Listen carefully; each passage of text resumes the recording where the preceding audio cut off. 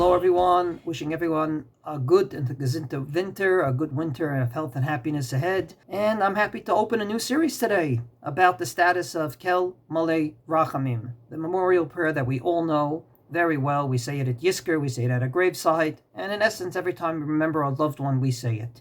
And allow me to indeed dedicate all the words of Torah that I'm about to say to a loved one that we lost 2 years ago. My beloved uncle, Duvie Moskowitz, Zechrono Levracha, David ben Yosef.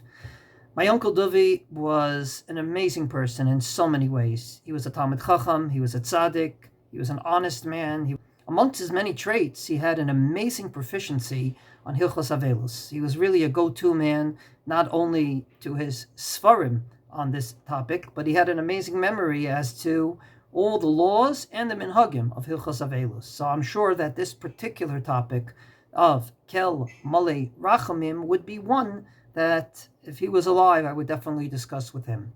And the topic I'd like to deal with in the next few segments is the status of this memorial prayer, especially when it comes at a time of the year that we usually don't say memorial prayers. So not only are we going into Shabbos Mevarchin this week, we're also in the month of Tishrei, where we don't say Tachanun. So putting these two things together, the question we're going to deal with is, can we say Kel Maley Rachamim on this coming Shabbos, Shabbos Mevarchin? So in order to deal with that question, let's take a step back and basically ask ourselves, why is it so important to say Kel Maley Rachamim on a Shabbos before a Yartzeit? Maybe we could say it at a different time. The Ramah Paskins, based on the Maharil, that we do not, I repeat, we do not go ahead and say any Haskarat Neshamot, any Kel Maleis, because it is Shabbos Mevarchin. It seems like it's a regular Shabbos that has no status to it different than any other Shabbos before it or after it, and therefore it's very strange that the Ramah would paskin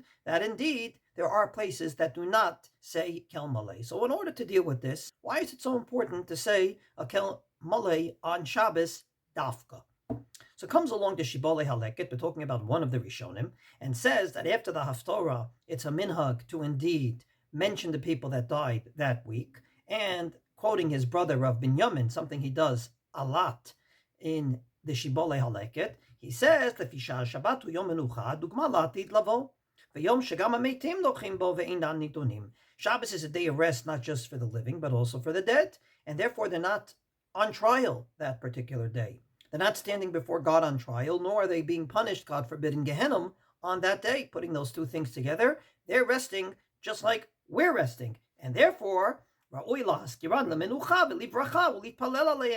therefore we go to before God and say, just like they're resting today, they should continue to rest. And they should always be a blessing before you. And indeed, in the Kel Maley that we always say, may they find the right resting place on the wings of your glory. So indeed, Shabbos, the day of rest, is the time to pray for rest. The Ramah says the following words, that on a regular Shabbos, again, not on a Shabbos that is Shabbos Mevarchin, Nahagula Askira Chakriyat Torah Nishmat Mitim, quoting the Shibbolei Haleket, and indeed in the Shmirat Shabbos Kehilchasa, written by Rabbi Yehoshua Neubert, he comes along and says exactly the same thing, and the proper time to do it is after Kriyas HaTorah of Shachris, on the Shabbos before the Yartzeit. So the same place we usually say Yisker, we say Kel Maley on the Shabbos before the Yartzeit. Comes along the Chazon Ish and says, I don't know, from my perspective, there is absolutely no importance to the Shabbos before, more than any day before, but rather, any time you read the Torah is a good time to say a Kel Maley. In his words, indeed, if the Yartzeit is during the week, say on Tuesday, he says to say the Kel Maley on Monday. And if the Yartzeit is on Wednesday, say it on Monday, 2 days before.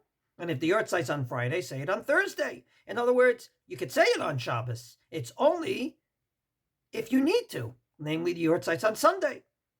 And even then, he says, only to say it at Mincha. The Gesher Rachamim by Rabbi Tikochinsky comes along and says, like the Chazon Ish, that Olela Torah b'yom shekodem haYartzeit umaskiret nishmato b'tfilat Kel Maley Rachamim achar kriyat Torah. Although ultimately it's the time closest to the Yartzeit, there is no specific importance to Shabbos being the time to say the Kel Maley.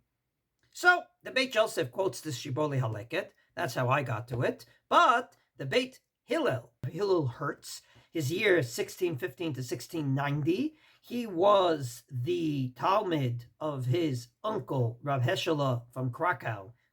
He was a Dayan in Vilna. He was a Rav in Hamburg. And eventually, he published the Chelkat Machokek on the Shulchan Aruch Even HaEzer. So on the Beit Hillel, which is on Hilchos Avelus, comes along and says, by golly, the Beit Yosef maybe quoted it, but he did not bring it in his Shulchan Aruch. Ve'hatam, and the reason, Mishum Shalod No'agin Asfaradim Ken, because the Sfaradim don't have this minhag. Why do we say it Dafka on Shabbos? The Shibbolei Haleket says, if indeed it's a day of rest, we want to pray that they continue resting. But there's a dissenting opinion of the Chazon Ish and Rabbi Kochinsky saying there is no importance to Shabbos. The importance is a day we read the Torah, and therefore the closest time to the Yartzeit that you read the Torah is the time to say it, and that's good enough. And indeed, the Beit Yosef totally omits it, saying the Sfardim never had this minhag.